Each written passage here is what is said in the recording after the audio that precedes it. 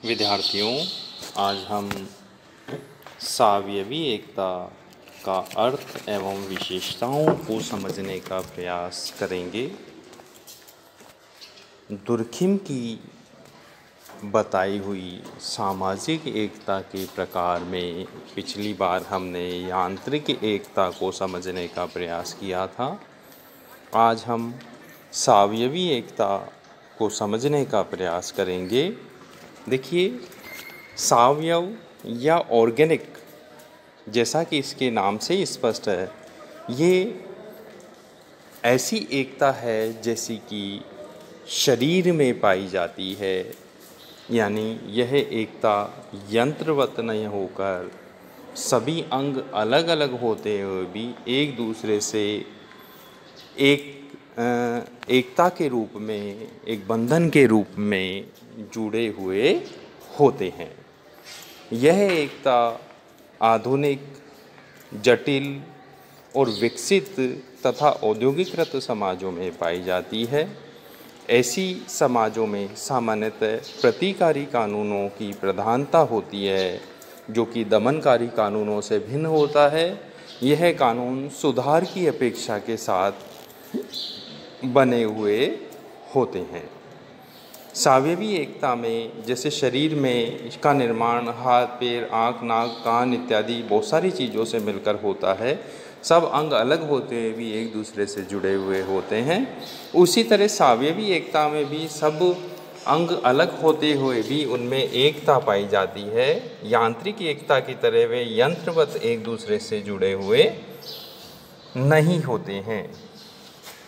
इस एकता को अधिक समझने के लिए हम दुर्खिम ने जो सावयवी एकता की विशेषता बताई है या सावयवी समाज की जो विशेषता बताई है, उसको हम आगे समझने का प्रयास निम्न बिंदुओं में करेंगे। पहला बिंदु है विभेदीकरण की जटिल प्रक्रिया। ऐसे सावयवी समाज में या सावयवी एकता वाले समाजों में विभेदीकरण जटिल होता जाता है और ये विभेदीकरण आगे बढ़ता जाता है।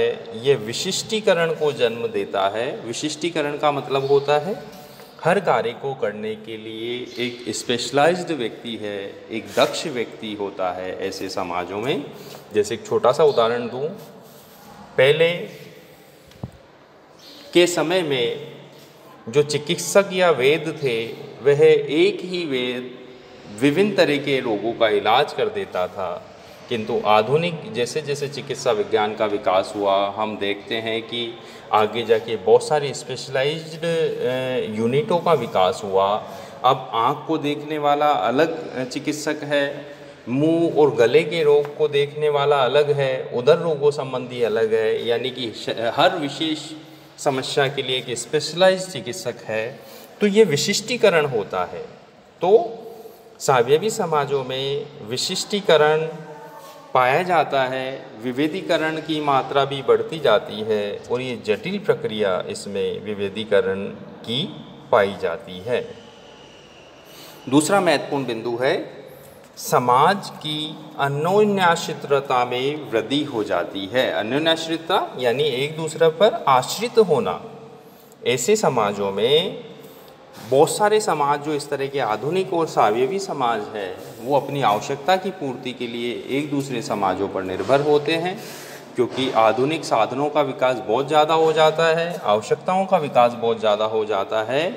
तो ऐसे में अपनी सभी आवश्यकताओं की पूर्ति यह अपने स्तर पर कर पाएँ, ये संभव नहीं होता। तो ऐसे समाज सामान्यतः एक दूसरे पर निर्भर होते हैं।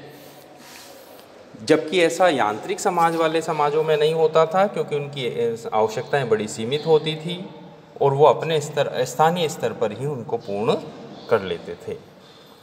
तीसरा महत्वपूर्ण बिंदु है विभिन्न व्यवसायों का विकास होना। ऐसे समाजों में यांत्रिक समाजों की तुलना में बहुत सारे नए नए व्यवसाय हमें देखने को मिलते हैं और ये निरंतर बढ़ते रहते हैं। जैसे थोड़े टाइम पहले कंप्यूटर से संबंधित रोजगार नहीं थे, उसके बढ़ने, इंटरनेट बढ़ने के कारण साइबर से संबंधित रोजगार बढ़े, उससे संबंधित अपराध भी बढ़े। तो ऐसे समाजों में रोजगार की नए नए व्यवसाय का विकास हमें देखने को मिलता है। चौथा महत्वपूर्ण बिंदु है सामूहिक प्रतिनिधान।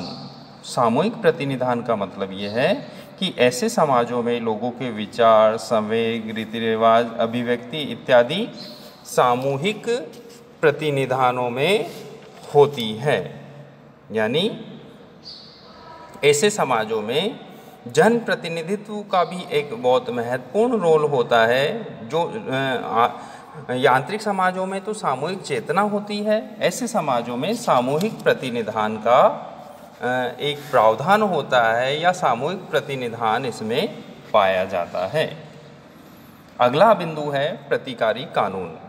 इन समाजों में दंडकारी कानून, दमनकारी कानून न होकर प्रतिकारी कानून होता है, जो पुनर्स्थापना और सुधार की मानसिकता पर आधारित होता है। इसी तरह इस समाज के आर्थिक संगठन की बात हम बिंदु में करें तो ये भरण पोषण वाली अर्थव्यवस्था ऐसे समाजों में नहीं पाई जाती है, बल्कि ऐसे समाजों में बचत वाली अर्थव्यवस्था होती है। व्यक्तिवाद का महत्व ऐसे समाजों में बढ़ जाता है।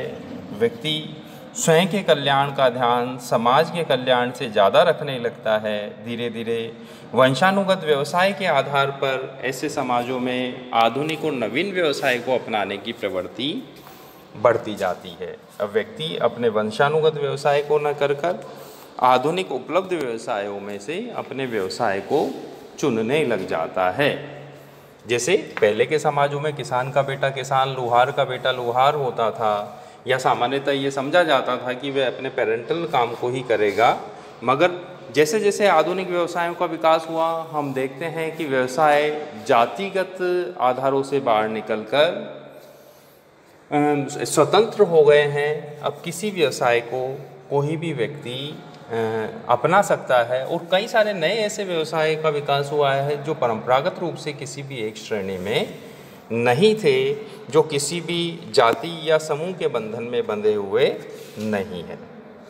इसी तरह अगले बिंदु में ऐसे समाजों की राजनीतिक व्यवस्था की यदि हम बात करें तो ऐसे समाजों में राजनीतिक व्यवस्था में व्यवस्थापिका, कार्यपालिका और न्यायपालिका तीन अलग अलग अंग के रूप में व्यवस्था होती है। शासक वंशानुगत न होकर सामान्यतः चुनी हुई सरकार के द्वारा होता है या चुनी हुई सरकार जैसे रूप में लिए हुए होता है। जैसे चाइना, वहाँ लोकतंत्र नहीं है, मगर फिर भी एक ऐसा माहौल बनाया जाता है कि चुनी हुई सरकार है। मगर अधिकांश जगह ऐसे समाजों में चुनी हुई सरकार होती है, शासक वंशानुगत नहीं होता है और जनता द्वारा चुना जाता है। और यह राजनीतिक व्यवस्था एक औपचारिक स्वरूप ग्रहण करती है। यहाँ राजनीतिक फैसले सामूहिक रूप से लिया जाना संभव नहीं होता है, क्योंकि जनसंख्या बहुत ज़्यादा बढ़ चुकी होती है। इसलिए जो अपन ने ऊपर बात की थी सामूहिक प्रतिनिधान की, यानी हमारे फैसला लेने के लिए हम एक प्रतिनिधि को चुनते हैं, वो हमारे प्रतिनिधि हमारा पक्ष रखते हैं। जैसे कि संसद में, राज्यसभा में या लोकसभा में जो संसद के पार्ट है, या राज्य विधानसभाओं में हमारे प्रतिनिधि, और अन्य सामान्य जो अन्य स्थानीय स्तर के संगठन हैं उनमें भी हमारे प्रतिनिधि हमारा पक्ष रखने की कोशिश करते हैं। तो ऐसे में राजनीतिक व्यवस्था भी चुनी हुई व्यवस्था के आधार पर चलती है। इसी तरह इन समाजों में धार्मिक संगठन की यदि हम बात करें तो जो यांत्रिक समाज थे उनमें सामान्यतः एकेश्वरवाद पाया जाता है या टोटमवाद, जैसा कि हमने पहले बात की थी, पाया जाता है। मगर इन सावयवी समाजों में एकेश्वरवाद और टोटमवाद के स्थान पर या जो स्थानीय धार्मिक जो व्यवस्थाएं हैं उसके आधार पर ऐसा माना जाता है कि ईश्वर का जो व्यक्तिगत जो मामला होता है, यानी निजी सोच के आधार पर धर्म को देखा जाता है। धर्म का सार्वभौमिकरण भी हो जाता है।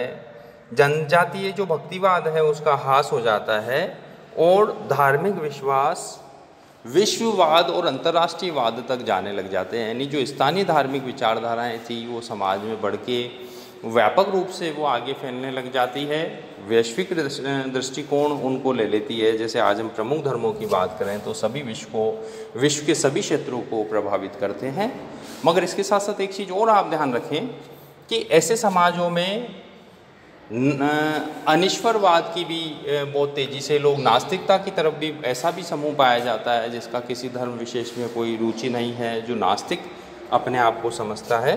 तो ऐसी भी विचारधाराएं इन समाजों में हमें देखने को मिलती है। तो कुल मिला के आज हमने बात की सावयवी एकता और सावयवी एकता वाले समाजों में पाई जाने वाली विशेषताओं की।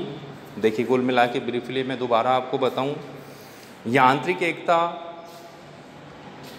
ऐसे समाजों में पाई जाती है जो पिछड़े हुए हैं, जो छोटे हैं, जिनका पूरी तरह हमारी नज़र में आधुनिक विकास नहीं हुआ है, सीमित जनसंख्या वाले हैं और सामूहिक तौर पर जिनमें फैसले लिए जाने की संभावना होती है। इसके विपरीत यांत्रिक एकता और यांत्रिक एकता वाले समाजों की विशेषताओं की हम बात करें तो ये इनकी तुलना हम आधुनिक समाज में पाए जाने वाले आधुनिक समाजों से कर सकते हैं। ये आधुनिक समाज होते हैं, इनमें जैसे कि जनसंख्या बढ़ने, विशिष्टीकरण बढ़ने, कार्य के विभाजन बढ़ने के कारण ऐसे समाजों में हर स्तर पर कार्य का विभाजन पाया जाता है, चाहे वो राजनीतिक व्यवस्था हो, चाहे आर्थिक व्यवस्था हो। राजनीतिक व्यवस्था में कार्यपालिका, न्यायपालिका और व्यवस्थापिका अलग अलग हो जाती है। आर्थिक मामलों में हम देखें तो रोजगार के सैकड़ों नए अवसर होते हैं। समाज में भी उस तरह की यांत्रिक एकता नहीं पाई जाती जैसी कि छोटे समाजों में हमें देखने को मिलती है। तो प्रिय विद्यार्थियों, आप इसको एक बार समझें, अपनी पुस्तक से पढ़ें और फिर यह कोशिश करें कि सावयवी के एकता और इसकी विशेषताओं को अपने शब्दों में लिखें। और कोई सवाल आपका हो तो आप व्हाट्सएप ग्रुप पे पूछ सकते हैं। धन्यवाद।